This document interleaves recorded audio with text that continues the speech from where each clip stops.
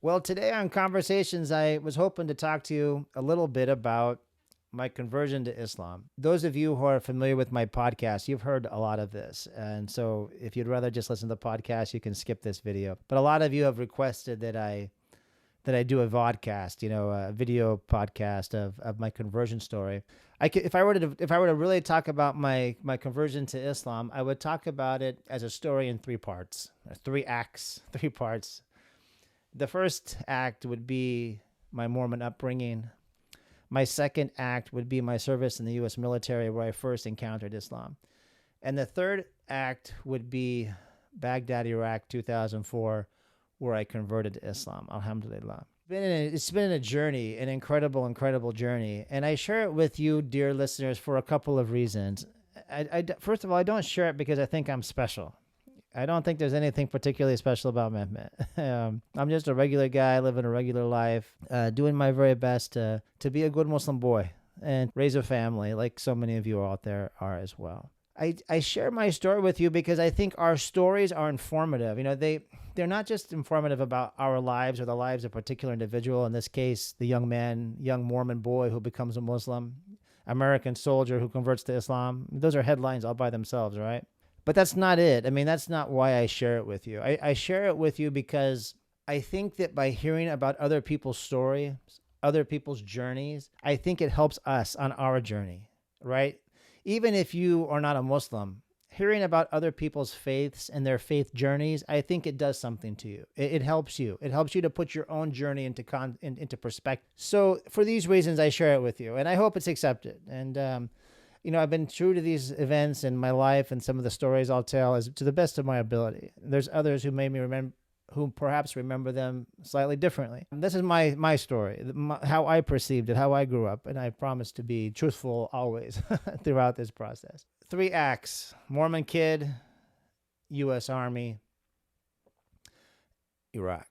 That's really the context of today's video, today's podcast. So growing up Mormon was a great thing in many ways. I loved the Mormon church, and I experienced so many blessings through it, and I truly found great value in the things that I learned as a young Mormon kid. Going to Mormon Sunday school, singing songs like, Jesus wants me for a sunbeam, and I am a child of God, and the ye elders of Israel. It was good times. There was many good values and things and lessons in life that I learned. Great examples of great people like my grandfather and others who are beautiful examples to me of what a man of faith looks like.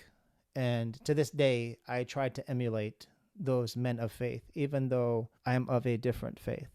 Obviously, despite my love and respect for my Mormon family and the pride that I feel in my Mormon heritage and growing up Mormon, obviously it wasn't all perfect. Otherwise, I would never have left, and I wouldn't be on this podcast talking about Islam. I'd be talking about Mormonism or something else, or maybe nothing at all. So what was it? I grew up in a family that was a little different, and a little different. A good family, a beautiful family, and a close family that I love dearly to this day. But different. It was different from the families that I encountered in the Mormon church. The families that I encountered in the Mormon church were probably a bit more traditional. Generally speaking, more affluent. And generally speaking, probably had a higher level of education than we did. We grew up rather simply. My mother, God bless her, she got an associate's in nursing back when I was in high school. It changed the trajectory of our lives entirely. But my father just had a high school diploma. He never worked for anybody that I can recall growing up. He always was working for himself. In my earliest years, he worked selling cars.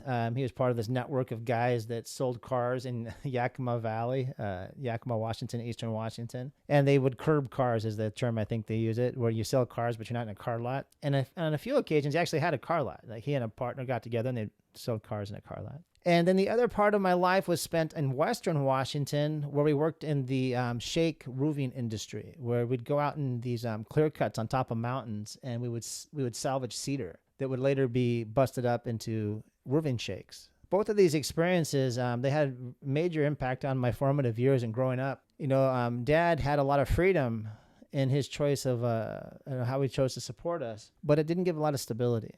And it's one of the reasons I would later join the Army, honestly, because I just needed stability. And I knew if I joined the Army, I'd have a paycheck every 2 weeks. Every Friday, every second Friday of the month, there would be money in my account. It was a major, major part of my decision to join the Army, probably. My dad, he was this big guy. He was 360, 380, I think, something like that when he passed away. Big, big man. One time we put a tape measure around his bicep, and it was bigger around than my mother's waist, if you believe it or not. Big guy. Loved my mother. Was fiercely protective of her against anybody who would who was crazy enough to look at her sideways, and against us if we ever dared, God forbid, to disrespect her in any way. He was also a guy that was plagued by some demons. He had been injured in the logging industry, and he dealt with chronic pain, which later led to an opioid addiction, unlike so many Americans who have suffered, and all of the negative health effects of that. He was also a guy that had some very unorthodox beliefs, certainly unorthodox in the lives of the Mormon church. He had these beliefs about telepathy and the ability to change the weather and to heal people by drawing from their energy and different things that I don't really prescribe to, beliefs that I don't ascribe to in any way, of course, today. But they did shape my worldview, and they shaped it because the one thing Dad taught us growing up that I'll never forget is that he talked to us about the importance of family. And my dad was gypsy, and by gypsy, I mean Romnishel, the British gypsies. He was half gypsy, and his grandfather was gypsy. And they were a people apart, right? They were not a part of mainstream society. And they referred to the non-gypsy people with the term gorger. It's basically Gentile, right? Outsiders. And my dad's beliefs about our family and about telepathy, they made us further outsiders. Then being a member of a minority Christian sect, Mormonism, made us even triply outsiders. And so you kind of get this picture, right? Like we're part of society, but we were not part of society. Like we were different. We were like markedly different from everybody else. And even within the Mormon church, we were different, right? We were different. Why do I share this with you? I share it with you because I think it set the stage for me to be able to accept a religious faith that was a little bit not mainstream in American society, because I never was.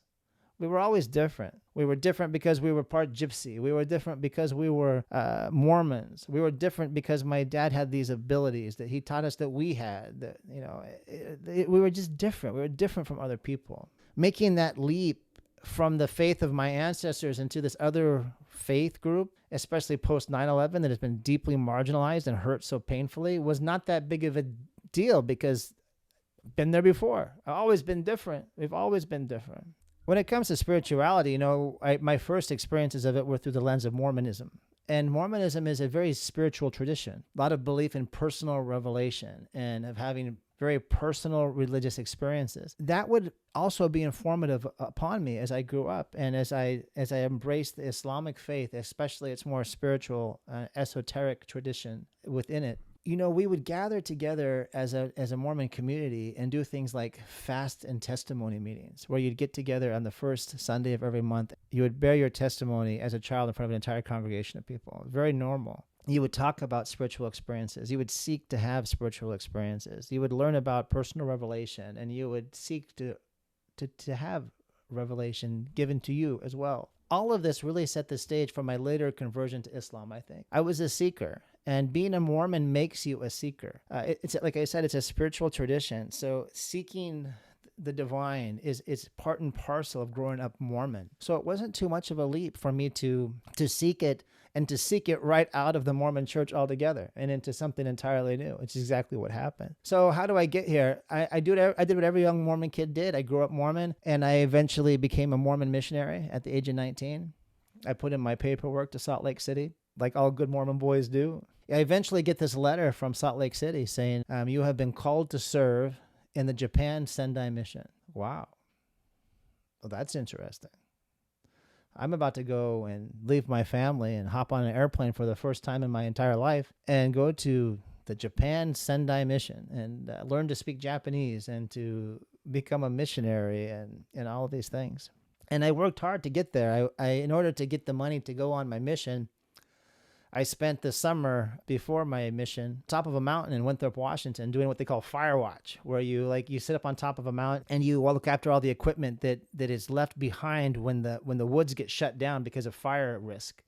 So like, there's millions of dollars of equipment up on top of a mountain, right? It takes a lot of money to get it installed and taken up there. So rather than bringing it down when they get shut down, they just take a young kid like myself at the time and they put him on top of a mountain with a pair of binoculars and a radio. And my job was to, call in a fire and call in an emergency and make sure that no one makes off with or vandalizes the equipment up there. So I spent a summer alone on top of a mountain as a young kid. Pretty awesome, actually. In fact, I wish I could do it again. I'm jealous of my 18-year-old self. I wish I could go back and be that kid again on top of that mountain. There's so many great stories I could tell you if we had the time about my experiences up there. Laying in a small trailer without running water or electricity at night while a cougar scratched on my door. A mountain lion scratched on my door. Waking up and finding tracks all around that trailer where, wild animals have been checking out who's up here with us, Bathing in the river down at the bottom of the hill and fishing in the afternoons and vice versa. And all of the beautiful things that kind of set me up, Growing up Mormon and growing up in the woods were both spiritual endeavors, Growing up Mormon, you're exposed to spirituality all the time. Living in the mountains, it's right there in front of your face, right? Like the mountains, they were spiritual. Like I remember working with my dad up on a clear cut and busting up blocks in the blazing sun and the heat and carrying them through the brush, which is hard, difficult, arduous work, drinking water out of a washed out milk jug on the back of a flatbed truck. And you look up and you see the mountains in front of you and you just say, oh my God, oh my Lord. Like, this is not just a natural phenomena. This is art. Who's the artist? Where's the artist? I want to know him. I want to see him. I want to feel him. I want to know the person, the being that created this. So my faith in the Mormon church was almost doomed to failure from the beginning. And I'll tell you why. It's not because there's anything wrong with Mormons. There's a lot of things they believe that I don't believe, of course. But, they're sincere people. They're doing their best. They're trying to figure out their own way in the world and trying to make sense of the life that we live. But probably my personal relationship with the Mormon church was doomed to failure for one reason. And that one reason was that my faith in the Mormon church was really tied up with my faith in my father's claimed abilities to do things. Like I talked to you about the telepathy thing. Like he believed that he could read people's minds. He believed that he could change the weather. He believed that he could draw energy from people and use it to heal others, to heal himself, to heal me. This rather, I guess some could call it strange belief that he held, that he espoused. We all shared it. I mean, you're kids, your parents teach you this stuff. You believe it. There's no, right? Like you don't question it. And I didn't question my dad in anything. If my dad said it, I believed it to be true. I'll give you a little short story to illustrate it. When we were working at the cedar mill where we processed these roofing shakes that we salvaged and stuff as part of our work, we had a gorge on one side of the road, on one side of the mill, and then a big yellow giant forklift. And we used that forklift to move blocks around. Well, my dad told us it didn't have any brakes. It had brakes. The brakes worked fine, but he told us there's no brakes on this thing. And the reason why he told us that is he wanted us to drive it slowly around the yard. He didn't want us to like hot rod it and then get into it and break it. So one day I'm on this thing and somehow it gets like stuck in gear and I've lost control of it essentially. And that the forklift is heading towards the gorge. My Uncle Roger is screaming at me he's like, hit the brakes, hit the brakes, hit the brakes. And I kept screaming back to him, it has no brakes. It has no brakes. And then finally I just jumped and it stalled and it didn't go over the gorge, thank God. And then my Uncle Roger, God bless his soul, he jumps up. He's mad as hell. He jumps up, he gets on the forklift and he starts driving it in circles around the yard, hitting the brakes and making it stop.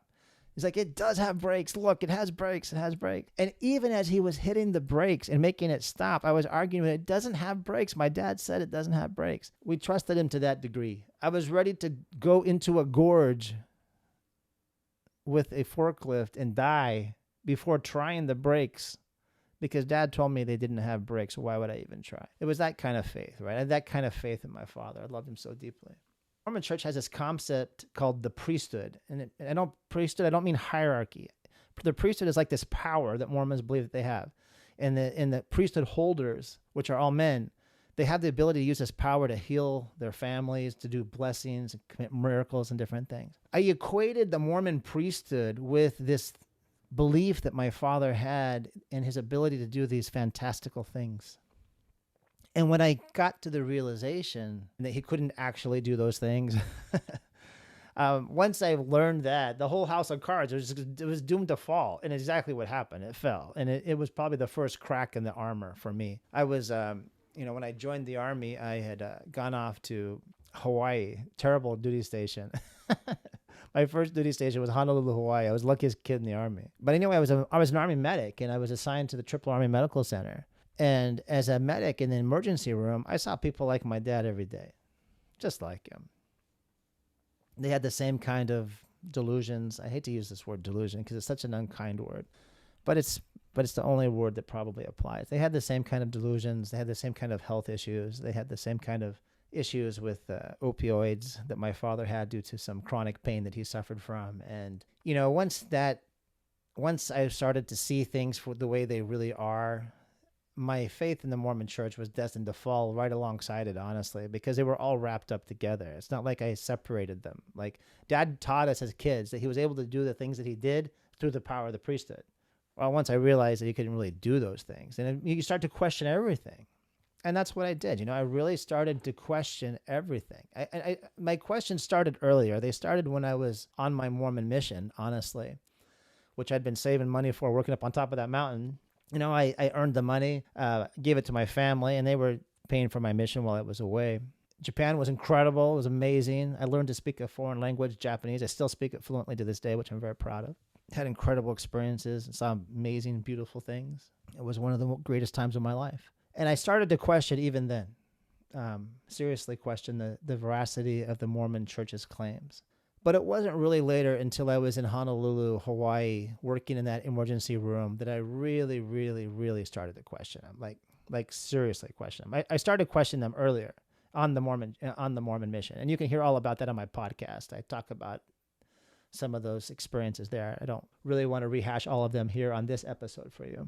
But really, Honolulu, Hawaii, in the Army, after completing my missionary work, joining the Army, getting stationed in Honolulu, Hawaii, serving as a medic, working in the ER, and really starting to see how things were not what they seemed to be.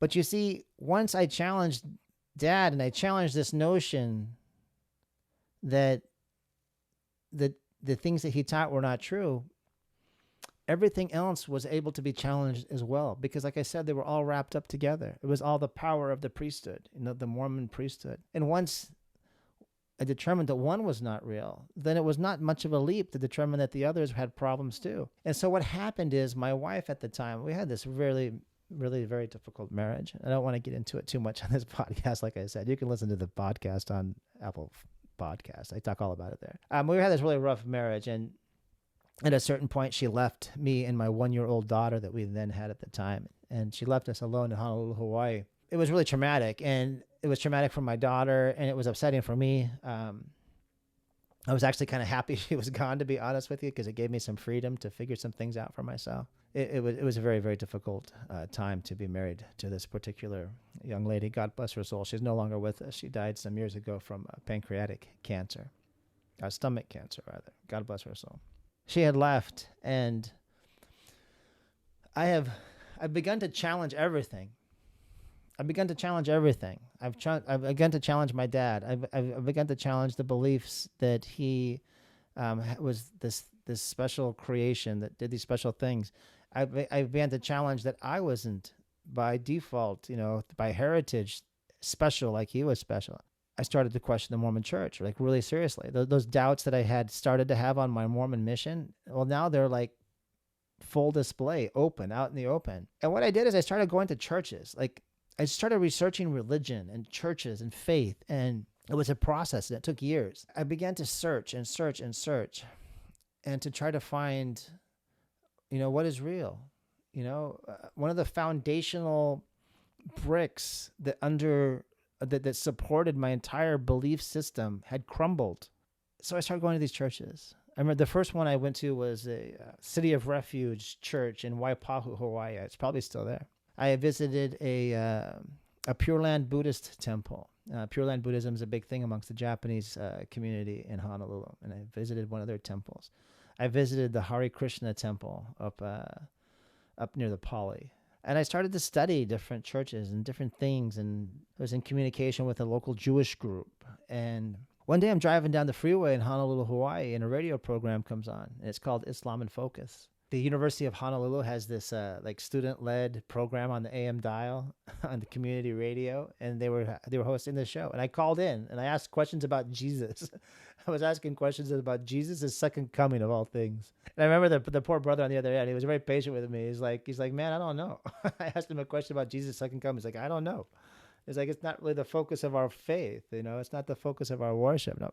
Now, of course, Jesus is very important, but it's not. We don't preoccupy ourselves with, you know, with this issue. It was not the kind of issue that he was prepared to answer, speak on. I just drove up there with my daughter, 1 year old, cute little thing, and I attended my very first masjid. It was led by this little Palestinian imam with a reddish brown beard. And I used to tease him that he looked like Jesus. He didn't like that. He always told me, astaghfirullah, don't say this. Anyway, my daughter and I, we prayed there every day for like 4 months. We not every day, but often. I'd go and play the evening prayer, sunset prayer, Maghrib. And she was the cutest thing. She used to pray right beside me. And she'd climb on my back while I prayed. I remember scolding her for it. And then the imam scolding me and say, hey, don't scold her. Don't you know that the Prophet's grandsons, Hassan and Hussein, they used to ride upon their father's back, or their grandfather's back while he would pray? And then he used to delay the prayer until they got off. Like he would delay going into the next motion of the prayer with everyone behind him, waiting for Hassan and Hussein to get done playing and then hopping off. MashaAllah, it's a beautiful imagery. After about 4 months, the imam approaches me and he says, you know, you need to accept Islam. It's time to accept it. And I told him no. And about a week later, I came back and I told him I was ready, and I took my shahada. And he the first time that he tried to really like get me to accept Islam, he tried to do it with fear. He's like talking about the hellfire, and you know, there's snakes in the hellfire that is big around as a man's waist, and all these things. And if you know me, that's not the approach. You know, I'm not going to be motivated by fear. That's not going to get you there. Not going to get me there. But I began to continue to pray, and you know, Islam was this thing I couldn't shake. I was so fascinated by it, and I wanted to be a Muslim badly. Like I wanted to like join this world. I wanted to be a part of it. But at the same time, I was scared to death of it, because if I accepted it, I knew my marriage would officially end. And it did. It ended largely over this issue. And I was afraid of that happening. I was afraid of what my family would say or what the family would think. You know, I'm the oldest of 6 kids, and I baptized some of them. And, you know, like I was seen as the leader in the family amongst the kids, and kind of a leader in spiritual matters. Amongst the kids, at least. And it was just really tough. And I was really afraid that if I like jumped in full on, that I would hurt them. And I love them so deeply. I just couldn't imagine hurting them. And, you know, my father, he taught me some kind of wacky stuff, but he taught me some really good things too. And one of the most important things he taught me is it's all about family first. That's your role. You take care of your family as a man. That's what you do. And I knew that if I were to accept Islam, it would hurt my family. Like the marriage for sure would not recover. You know, I was married to a Mormon girl who I met at a Mormon dance in Japan, who was actually from the Philippines. And I knew there's no question. Like there was no way in God's green earth that she was going to accept that I converted to Islam. And so I struggled. But after about 4 months, I finally got the courage to just go ahead and take the jump. And I took my shahada. And when I did, God, it's beautiful. All of that fear and like all of that trepidation, and you know, that was just, I don't know how to quantify it for you. I don't know how to explain it in terms that you can understand, right? Like I would buy copies of the Quran and then I would get rid of them, right? I was compelled to read and study Islam, but at the same time, I knew it was going to hurt my family in some way, and so I would get rid of it. And I don't know how many I bought and got rid of. I had this whole library of books I would read and then I'd get rid of. I'd read and I'd get rid of. It's like I just couldn't shake it. Like I felt like Allah was calling me to this place, and at the same time, by going to that place, it would cause all of these second and third order effects that could really hurt me.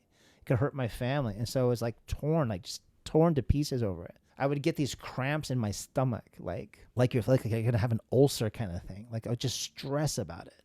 And I end up in this mosque, and I'm studying, and I'm hearing the adhan. You know, the first time I heard the adhan, it was just like the creator of the universe was just like poured into my soul. It's just this beauty upon beauty upon beauty. It just like filled me up. And then finally I take the Shahada, and when I take it, it's like this peace, like this deep, deep peace just fills your soul. Like light is just like permeating your body, and you just want to take a deep breath and thank your Lord. Alhamdulillah. But, it wasn't strong enough at that time. I wasn't ready. I wasn't ready, like, emotionally. I wasn't prepared in my family. I wasn't ready to really embark on this mission. So I made the leap. I took the Shahada, but it wasn't enough to last. And when the wife finally came home and demanded we go back to church, I did. Hasha astaghfirullah. I did. I just wasn't ready. I wasn't strong enough, Like I knew this is where I belonged. I knew this is where Allah wanted me to be. But at the same time, I had created this other illah in my heart. And that other illah was bigger for me at the time. I wasn't ready. I never learned how to say Al-Fatiha. I had never learned how to pray properly. I couldn't read a single word of the Quran, except for in translation, of course. Less than 2 weeks after my Shahada is when she came back. And so it was just 2 weeks. I was this baby Muslim, and I succumbed to the pressures of being the father and the husband that I was supposed to be. And I kind of left Islam alone, and I kind of walked away. I walked away from it completely. I told myself I was just locking it in my heart until I was going to be ready and strong enough to bring it out in the open, right? That was the plan.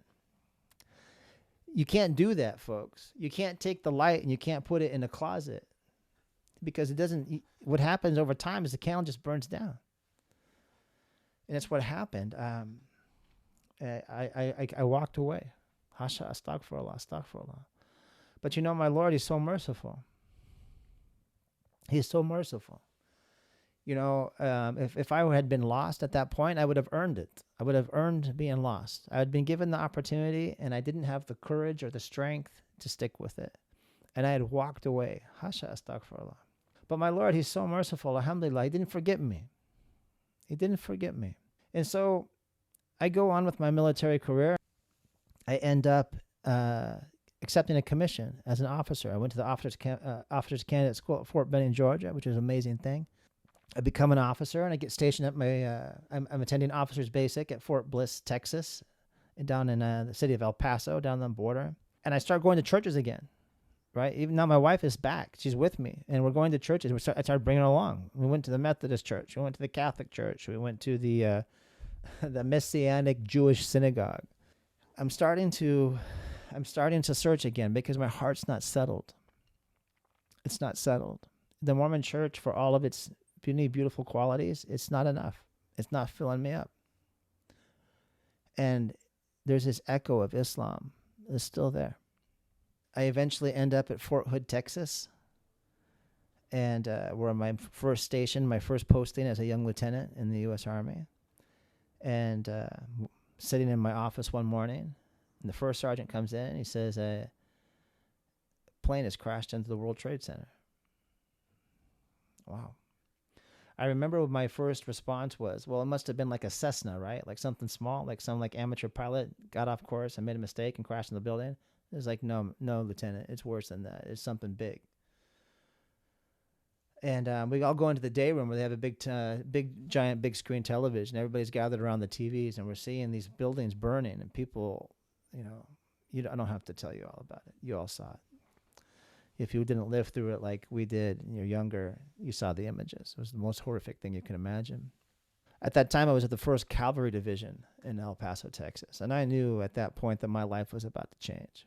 My life was about to change in a big way, because this was something that was not going to go unanswered.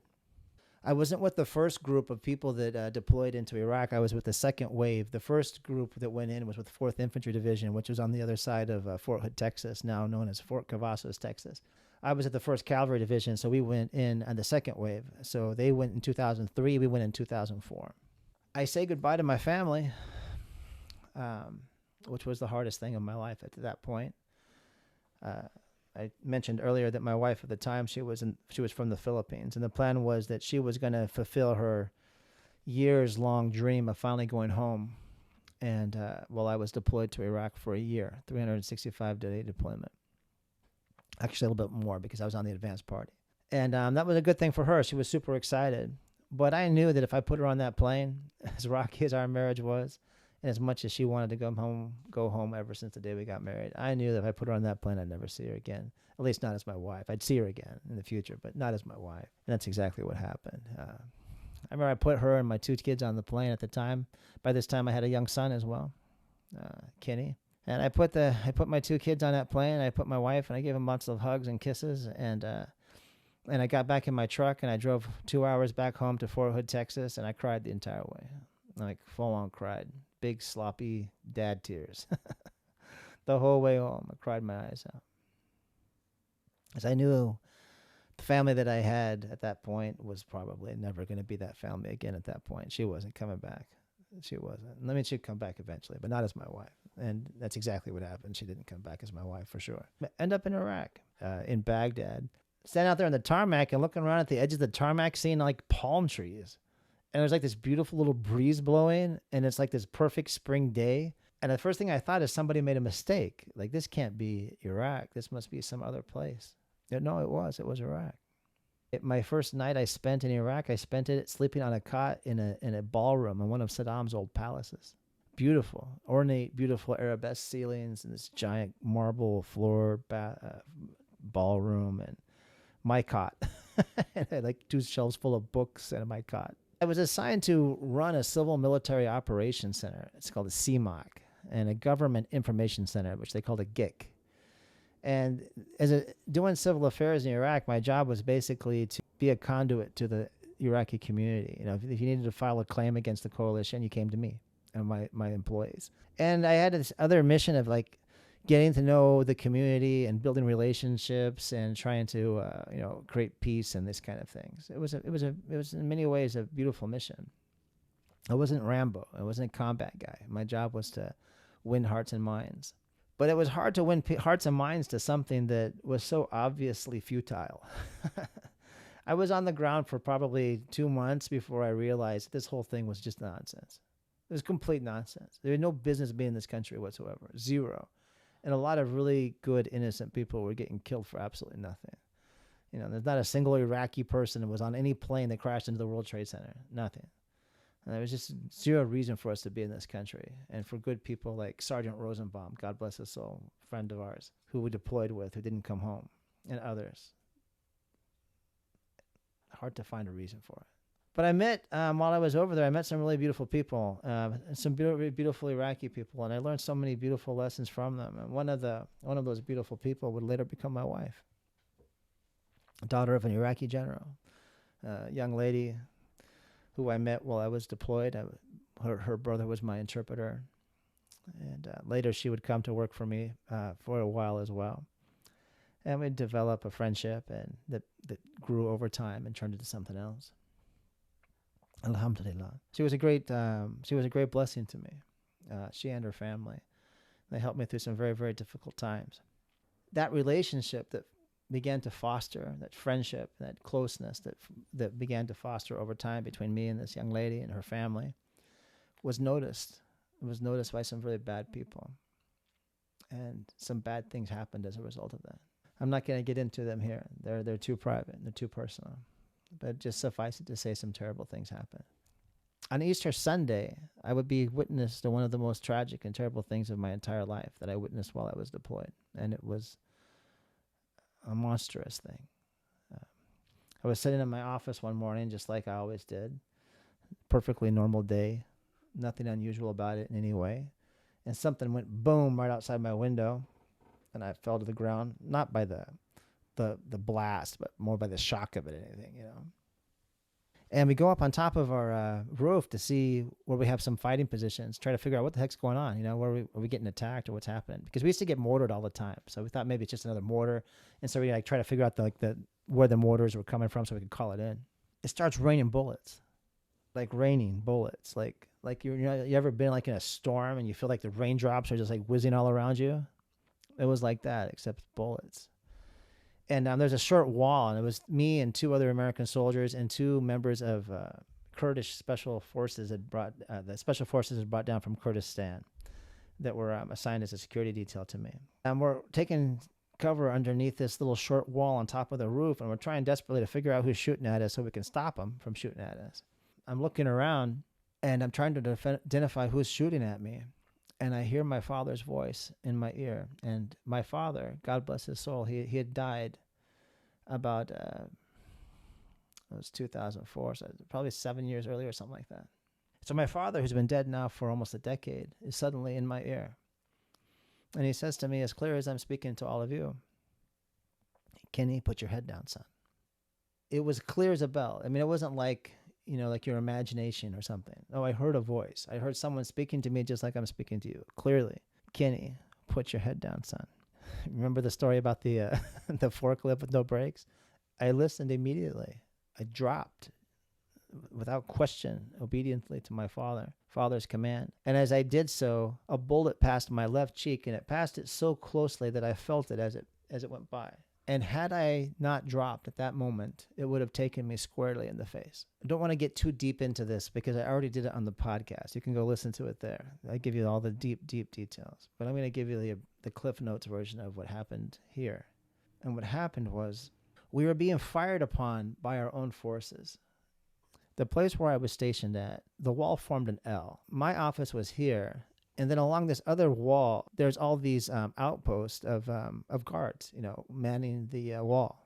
And there's a village right here in the middle. What had happened is that there was a new unit, a transportation unit that had been stationed up on that wall. We had received some orders that an attack by the Mehmet militia, which was a Shiite paramilitary group operating out of Sadr City. There was an attack from this Mehmet militia that was imminent. I had given it a lot of thought because we were in the Sunni area, and the Sunnis would never allow the Mehmet militia to come through their land to go and attack the wall. So I didn't really give it a lot of thought. But there was this, but we had received word that an attack from the Mehmet Mehmet militia was imminent.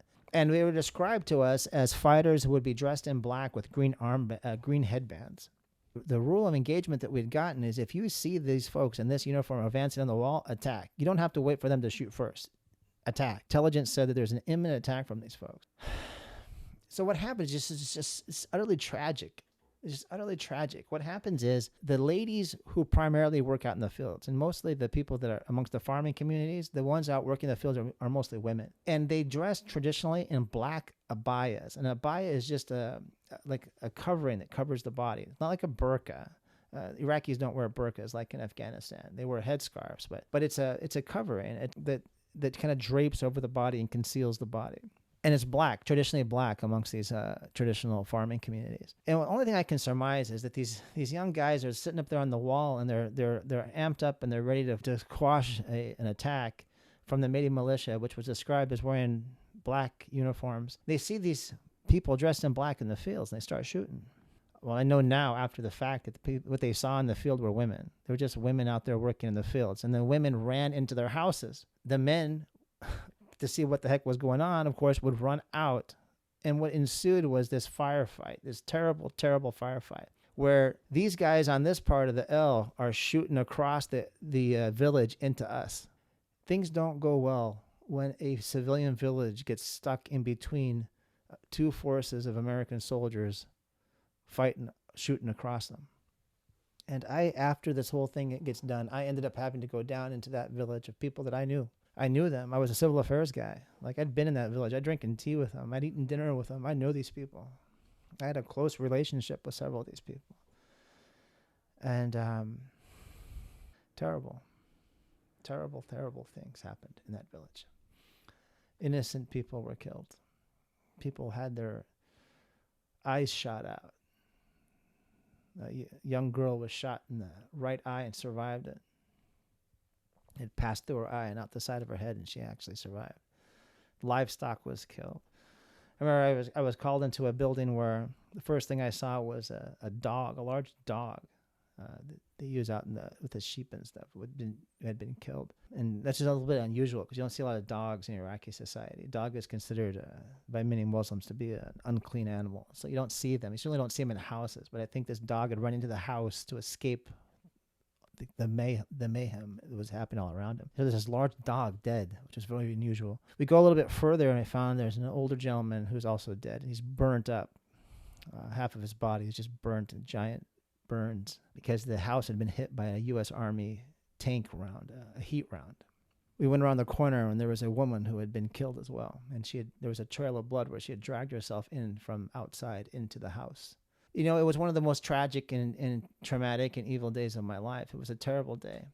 One of the worst things that I saw was a young man, a young father who had been shot in the stomach, and there was a young boy that was trying to take care of his dad in the shade of a tree. And I had taken out one of my bandages, and I used my bandage to help to dress the wound where he'd been shot in the stomach. In the meantime, other members of the village are stripped down to their underwear by the tank commander who came in and fired the heat rounds into this house. And supposedly that they were stripped down out of their uniforms, or maybe militia uniforms, and they're zip tied in the sun, and one of them was passed out in the sun. I would question the commander. My commander was with me, Colonel Morrow, God bless him. Was actually a very good man. And he was very upset. He's like, why did you come into this village? This is not your area of operations. This is our area of operations. And why have you stripped these people down? And why are they out here in the sun? And the guy's like, these are Métis militia. We captured them. And we stripped them out of their uniforms. And we zip-tied them here. And their uniforms are in this pile. And I'm thinking, well, none of this adds up. I know some of these people. They're Sunnis. They're not Métis militia. They're not even Shias. And so I go over to this pile of clothes, and I start raffling through the clothes. And it's not Métis militia. It's just farmers' clothing. And anyway, we took care of this guy, and I don't know how it happened, because this doesn't usually happen, but there was some special circumstance, probably because we knew we screwed up. We screwed up terribly, that this was a terrible, terrible event. I mean, this is the kind of thing that you see on CNN News. It's horrible, horrible, horrible. But anyway, we ended up medevacing the guy that got shot in the stomach, which I said is not normal. We don't normally medevac injured Iraqis off the battlefield. That's for soldiers, American soldiers. But this guy did. He got taken off of the field, and he got sent to a American field hospital. After the tragic events of this day, the village starts trying to put its life back together and coming home, and after having been initially separated, men and women, and it's just this horrible, horrible thing. And but eventually they start coming back, right? And I make it my life's mission to help these people, because they're victims of stupidity and the chaos of war and just terrible deployment that should have never happened in the first place, and I'm stuck in the middle of it. And so I'm making it my mission to help these people. I'm helping them file claims. I'm helping them to recoup their losses. And of course, you can't recoup a human life, but I mean, whatever I could do to help them. I had a dear friend of mine. His name was Hyder, and it was his uncle that had been shot in the stomach, and I gave my bandage to. And each morning he'd come and see me, and he'd be like, "How's my uncle doing?" And I'd call up the field hospital and think, "Okay, he had a good night. He's doing okay."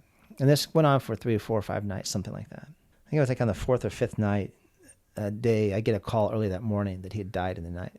The uncle had died in the night. And when I got this news, it just turned me upside down, right? Like, I was really clinging to this guy surviving, because I kind of felt like through his survival, like it would make up somehow for this evil that had occurred, that I had been a part of, but he died. And it was just terrible. I find out that he died, and like 15 minutes later, I look up from my desk, and who's standing in front of me?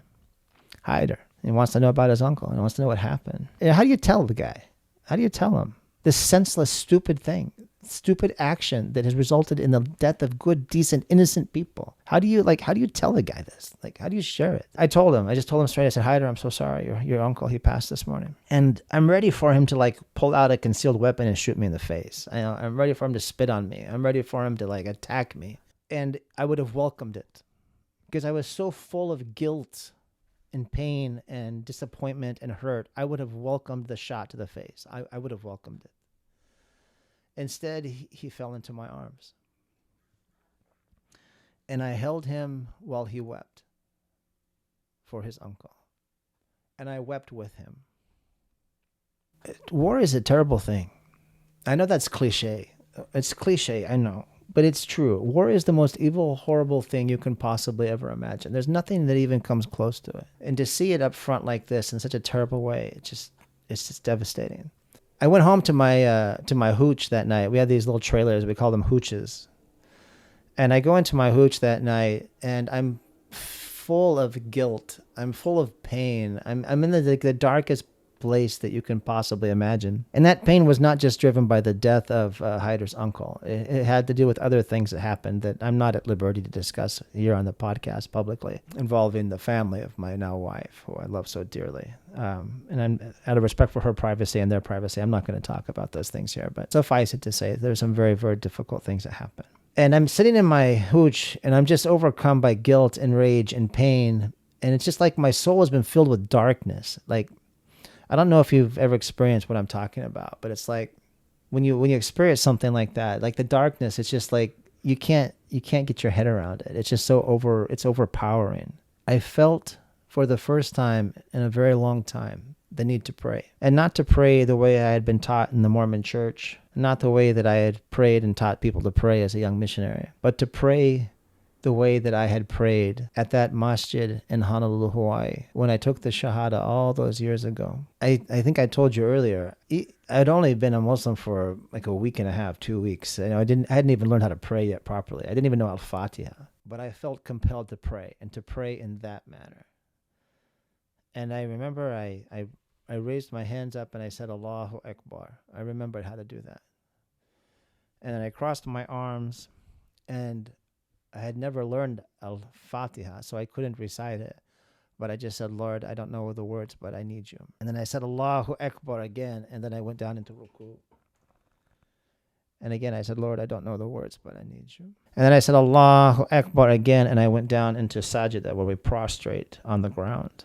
And I just cried out the name of the Lord, Allah, Allah, Allah, Allah. And in all of that darkness and in all of that pain, a light came on. That candle that I'd buried away, it roared back to life. I found myself in the presence of my Lord. Called out and said, Ya Allah, I need you, be with me. And he was there. I felt his presence. I felt him with me. I felt him as if I was wrapped in his arms and he was comforting me. And that, my dear friends, is when I became a Muslim. That's when I really became a Muslim, truly became a Muslim, and began to practice Islam. And alhamdulillah, I can say that I have prayed my 5 daily prayers every day since that day.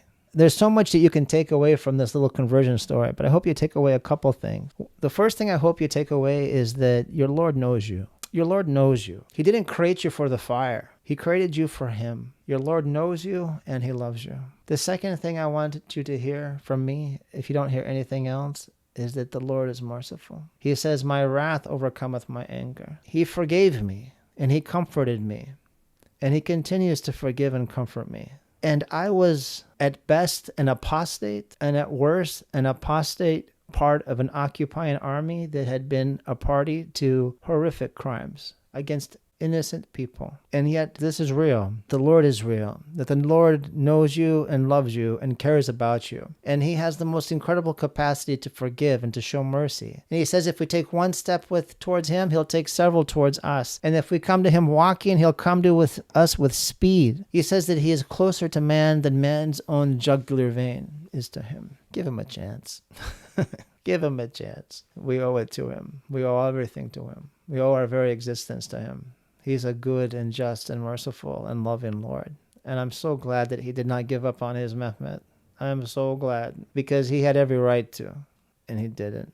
He didn't walk away. That's enough for me for today, folks. Telling this story is emotionally taxing, and I am emotionally spent. But I hope that you have gained something from it. And I hope that in my sharing these deeply personal things and my deeply personal journey, that you find some peace. And that maybe you get inspired a little bit to start your own journey and find your way back home.